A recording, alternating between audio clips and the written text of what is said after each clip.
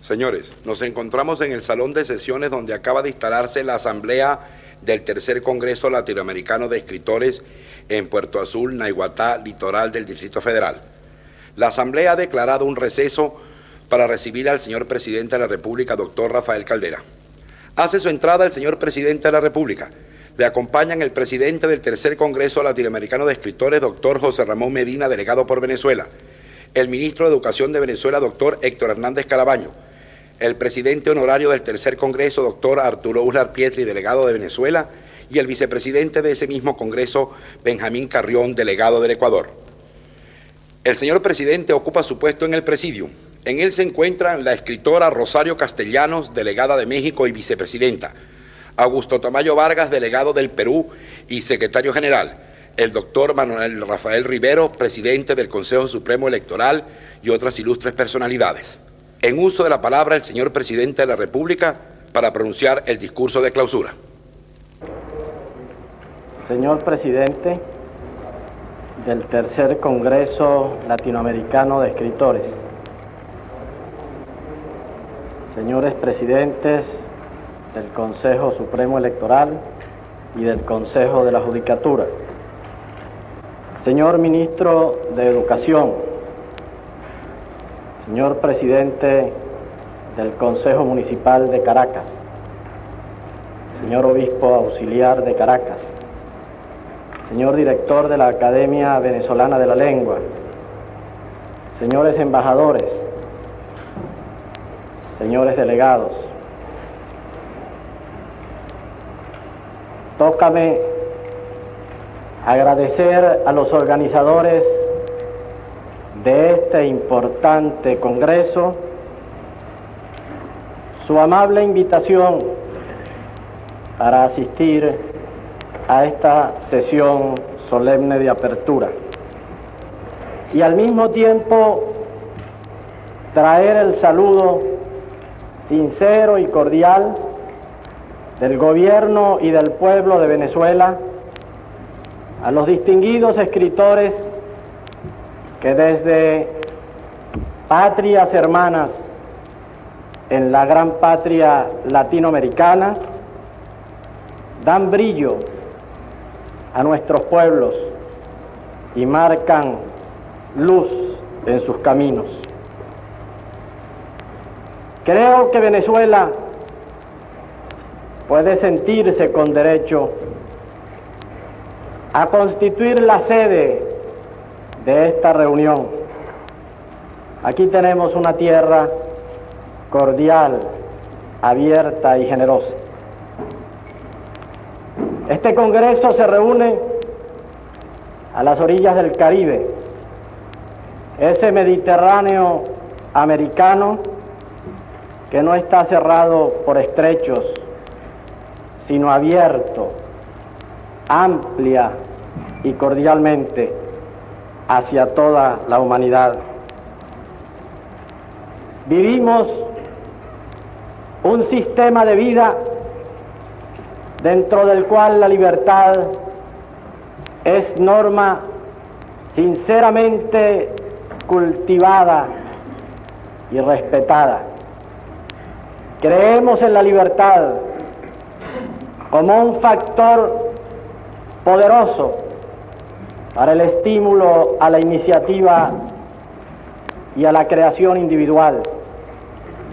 Y estamos convencidos de que es difícil sustituirla como elemento propicio para la labor del escritor. Para nosotros la libertad es algo íntimamente vinculado al modo de ser latinoamericano. No creemos en los veredictos que en nombre de la fatalidad pretenden condenarnos a una renuncia permanente de este derecho por el cual han combatido nuestros mejores espíritus y han regado su sangre muchos de nuestros grandes hombres. La mantenemos y la garantizamos en la convicción de que la pluralidad de concepciones y de puntos de vista es en sí misma un factor de transformación y de progreso indispensable para el encuentro de ese destino que tan ansiosamente están reclamando nuestros pueblos. Han tenido ustedes la generosidad de invocar para la constitución de este Congreso a dos venezolanos, Simón Bolívar,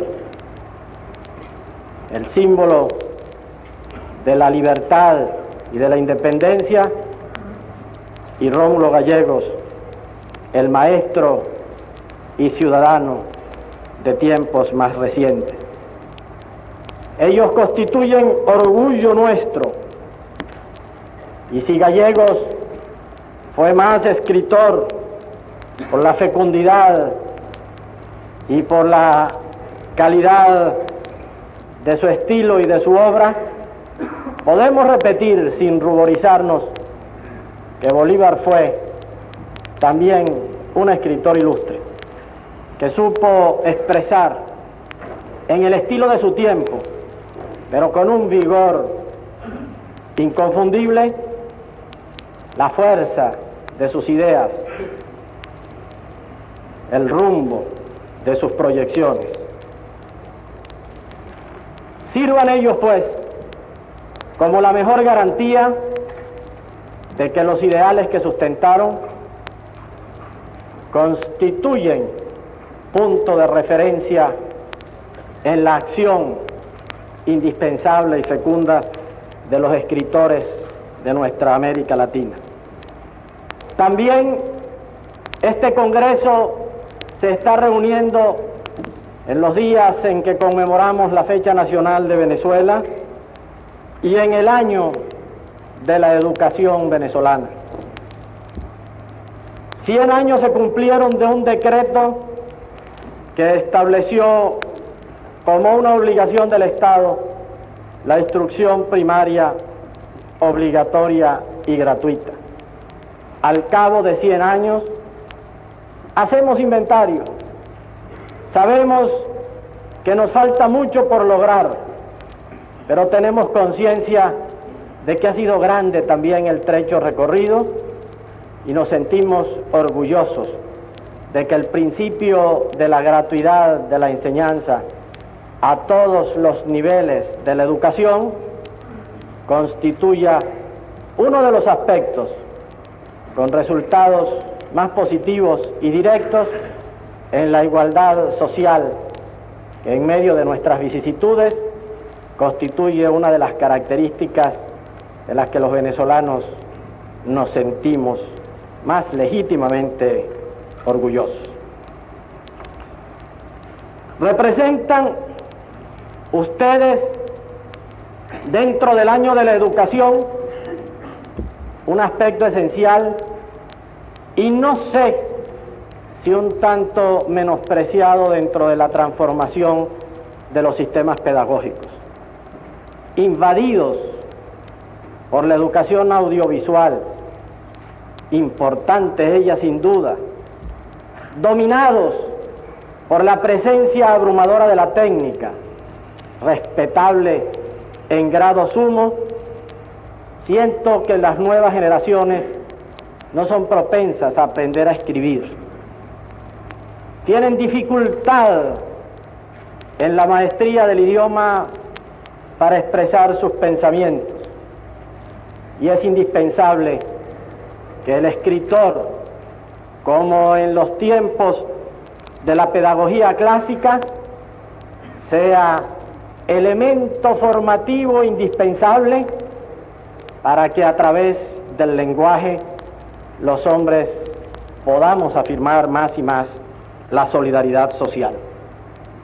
Estamos en una sociedad dominada por las conquistas del hombre, pero debemos reconocer que esas conquistas que físicamente nos acercan, sin embargo, no llegan a incrementar, sino más bien quizá a hacer difícil la vinculación permanente de una necesaria solidaridad. yo traigo esta tarde también mi modesto saludo personal.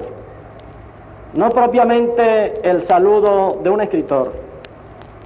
También he tratado de expresar mis ideas y mis preocupaciones en diversos trabajos, y en ellos alguna vez he tenido también la audacia de asomarme a problemas fundamentales de la literatura.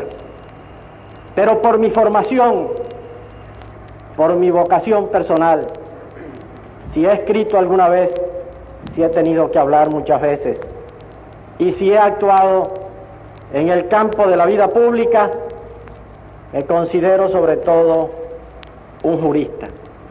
Me siento por vocación un hombre del derecho. Y quisiera que mi vida contribuyera a la realización del ordenamiento jurídico en lo que tiene de más noble, en la conquista de la paz, en el intercambio fecundo, en el respeto a la persona humana, en la presencia de las normas superiores que han de regir la convivencia entre los hombres. Pero dentro de mi vida de jurista, señores escritores, no he querido ser el técnico apegado al estudio perfeccionista de los preceptos formulados en los códigos. Mi preferencia ha ido dentro de la ciencia del derecho hacia la fundamentación ideal de esos preceptos y hacia su vinculación con la vida social. No creo realmente en el derecho como una norma asfixiante, inflexible, impersonal. No creo en la justicia como esa diosa ciega que nos pintaban los romanos, con una espada dispuesta siempre a cortar sin saber a quién ni cómo. Soy un enamorado de la equidad, de la justicia con los ojos abiertos, de la que se da cuenta de las consecuencias del precepto, y creo que la norma jurídica tiene valor no por sí misma, sino por cuanto representa la afirmación de un ideal y la interpretación de una realidad social. Permítanme ustedes que explique el que este preámbulo lo he formulado porque se me ocurre que en el escritor puede encontrarse también mucho de esto. El escritor, como el jurista, es el técnico del precepto. En este caso, es el técnico de la forma. Es el que elabora, el que conoce los secretos profundos de la construcción literaria. Pero tengo dentro de mí la convicción de que un escritor, para hacerlo entero, tiene que ser antes que todo hombre, y que para expresar su condición humana en la creación de su literatura, en su obra literaria, tiene que tener siempre también la guía de un ideal y la conciencia de la realidad social en que se mueve. Por eso me impresiona aquella frase de Miguel Ángel Asturias, según la cual las páginas de los escritores son, dice él, pequeñas playas, yo diría anchas playas, donde se va a estrellar el mar de los hechos y de la vida. Por eso pienso que cuando los escritores se reúnen, hacen bien en colocar a la cabeza de los temas de un congreso la responsabilidad del escritor frente a la realidad social. Por eso, al pensar en Bolívar, al pensar en Gallegos, al pensar en tantos hombres que fueron símbolo y modelo y que como tales han sido proclamados por ilustres colegas de ellos en el ejercicio de las letras, no se vio solamente en su figura la habilidad técnica, la capacidad para expresar con perfección su pensamiento, sino el contenido de ese mismo pensamiento y la disposición para interpretar pueblos, naciones, que a través de ellos se sintieron más presentes a la hora de discutir su destino ante la humanidad.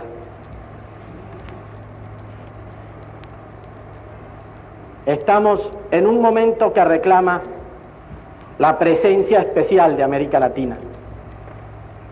Y no está de más el que sin arrogancia, pero con profunda conciencia de lo que ellos significan, recordemos que los grandes hombres de Venezuela lo han sido precisamente en la medida en que fueron intérpretes de la existencia latinoamericana. Recordamos antes a Bolívar, imposible omitir a Andrés Bello, el hombre que se preocupó por defender el lenguaje para uso de los americanos, para que él sirviera como el instrumento fundamental de integración, para que no se perdiera, sino que constituyera vínculo poderoso para el afianzamiento de los estrechos lazos que unen a las naciones de América Latina.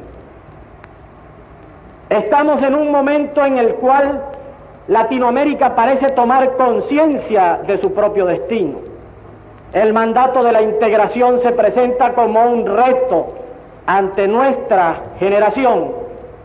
Yo estoy seguro de que ustedes, al reunirse a deliberar sobre la posición del escritor latinoamericano ante la realidad social, irán a reafirmar la convicción que en todos nosotros existe de que el escritor en América Latina es y tiene que ser un obrero de la integración, porque la integración no se fabrica meramente a través de desgravámenes de aduana o a través de tratados de comercio, sino que ha de residir fundamentalmente en un estado de conciencia. Y son ustedes, señores escritores, los que van a forjar y a decantar ese profundo estado de conciencia.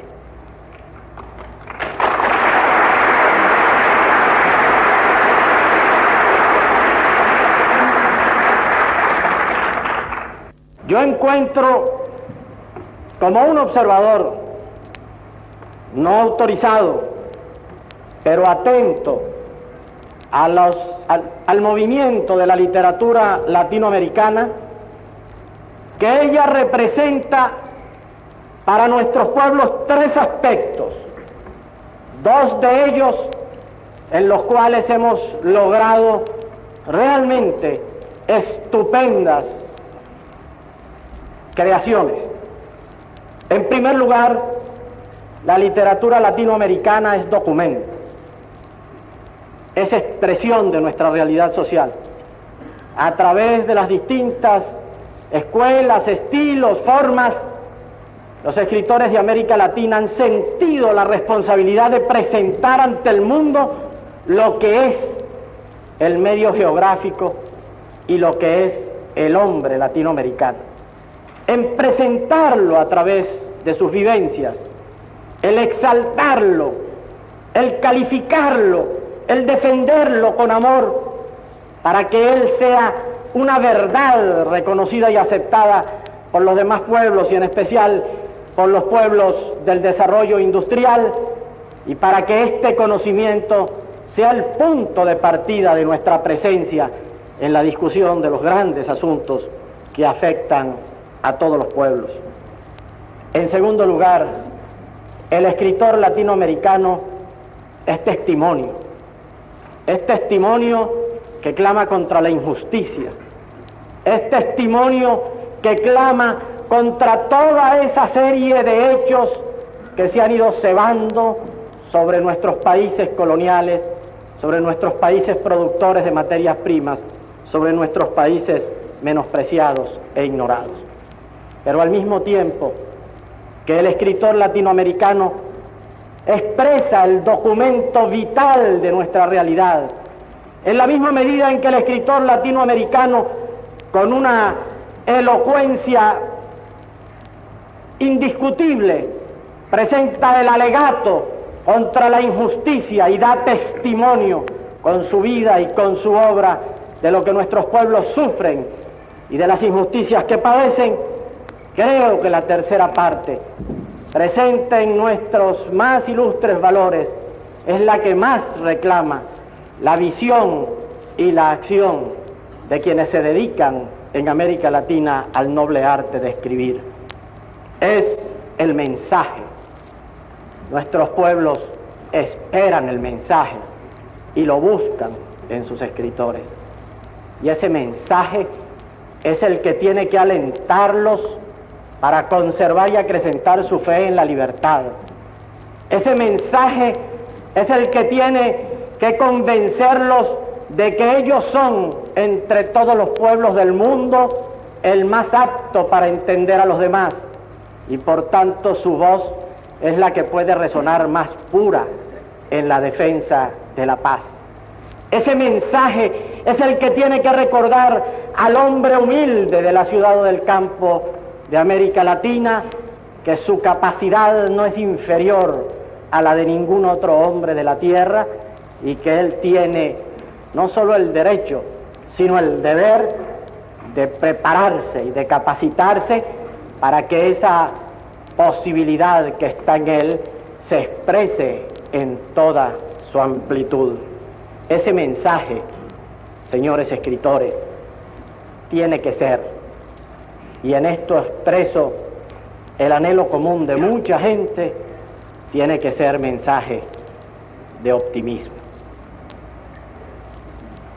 Ustedes han tomado el nombre de Rómulo Gallegos como una advocación para la iniciación de sus labores.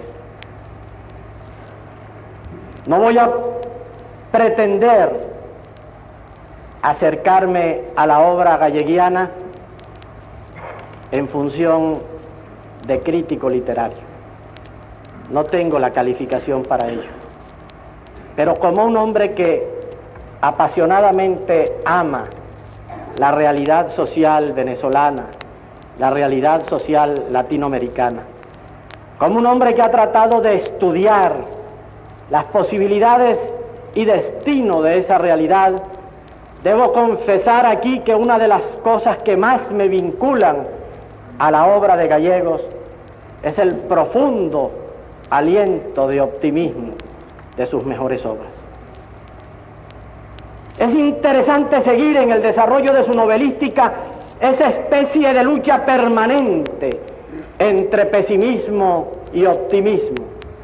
Empieza con Reinaldo Solar, fracasado después de 1000 intentos y de haber probado 1000 caminos, pero presenta el mestizaje con la hermosura de un hecho creador y progresista en las páginas de La Trepadora y consigna en su obra fundamental, que es Doña Bárbara, el triunfo de los principios, de la fe en la ley, en el orden jurídico, en la convivencia, sobre la barbarie que desaparece poéticamente, dominada por la fuerza de la civilización en las últimas páginas de su novela. ¿Cómo vuelve en el alma de Gallegos a retozar la tentación del pesimismo? Lo vemos en grandes libros que siguieron aquel. Cantaclaro es libro pesimista. Pobre Negro es libro pesimista. Canaima es libro pesimista, aunque en sus últimos párrafos se abre una endija de luz como una posibilidad para una nueva vida. Pero cuando vuelve de lleno Gallegos a la creación y se entrega a la obra que quizás trabajó con mayor ahínco y esmero desde el punto de vista de la técnica, nos recordó en Sobre la misma tierra que nuestras gentes humildes, en nuestra dura geografía, estaba esperando no un mensaje de frustración, sino un mensaje de aliento para una nueva realidad.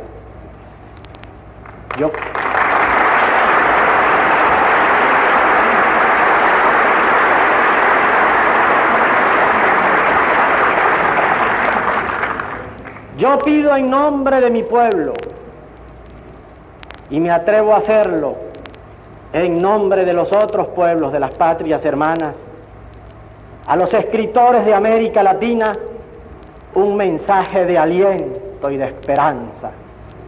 Ustedes, los intérpretes de nuestra realidad, ustedes, los testigos de las injusticias y dolores que padecemos, ustedes tienen que darnos la palabra de fe que haga que nuestros pueblos se sientan en verdad poseedores y ejecutores de un destino muy alto.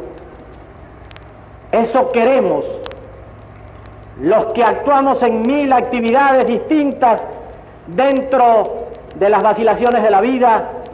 Eso queremos de nuestros escritores, los que tratamos de hacernos intérpretes del hombre humilde que dentro de un rancho, dentro de una vivienda inhóspita, no está rezumando su amargura, sino está siempre en la esperanza de un nuevo amanecer.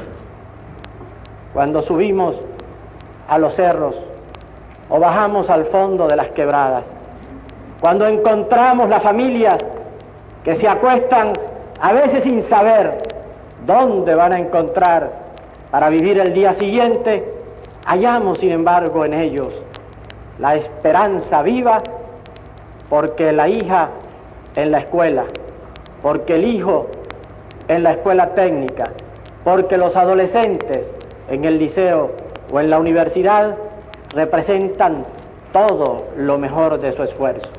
Y cuando pretendemos, a veces con presunciones de sociología, analizar de manera dura y cruel el fenómeno del éxodo rural, nos encontramos con frecuencia con que los campesinos dejan su tierra, donde bien que mal encuentran la comida y la posibilidad de una vida tranquila, ni siquiera por el incentivo de una mejor remuneración económica, sino por la posibilidad que les ofrece la ciudad para incorporar de lleno a sus hijos a la posibilidad de una educación que los haga más activos y más fecundos en la construcción del destino social.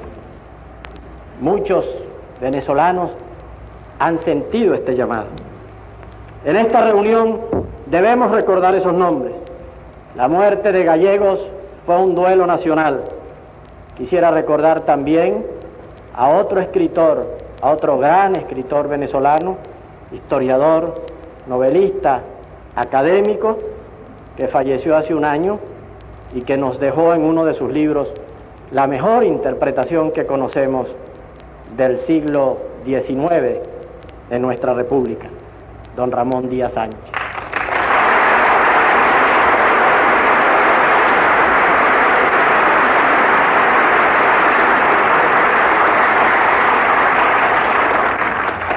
Como ellos, podríamos mencionar a muchos más.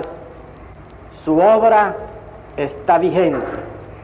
Sus libros, como los cuadros de Armando Reverón y de nuestros grandes pintores, toman mayor valor y se conocen más a medida que el tiempo transcurre.